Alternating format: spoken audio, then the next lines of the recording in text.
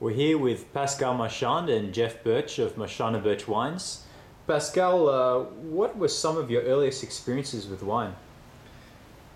I didn't grow up in a winemaking family, and not even in a wine region. I grew up in Montreal, which is far from being a wine-producing region. But in my family, wine was quite important. My father, at every meal, had always some wines on the table, and he was always explaining us where these wines were coming from which grapes they were made, and he was telling us about these wines. And you get to picture yourself, that was 45 years ago. That was quite rare back then in North America.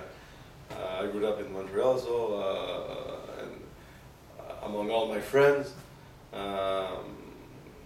were the only family where wine had that place on the family table.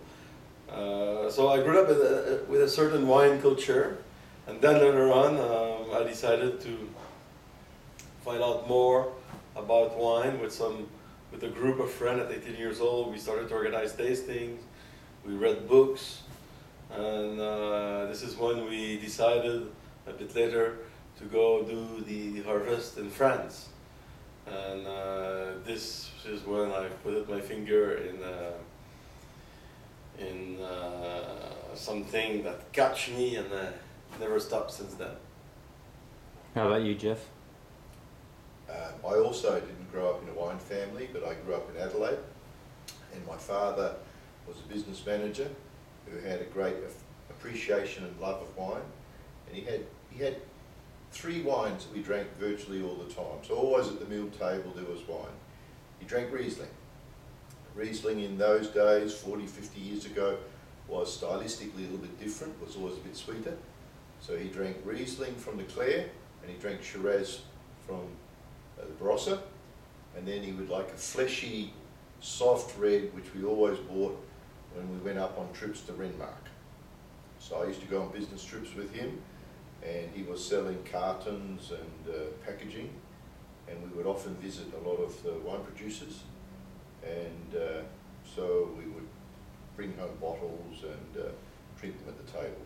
So that was my first experiences at drinking wine at the table with meal.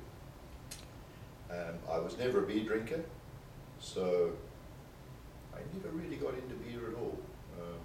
So even as a teenager and then at university, I started off the wine club.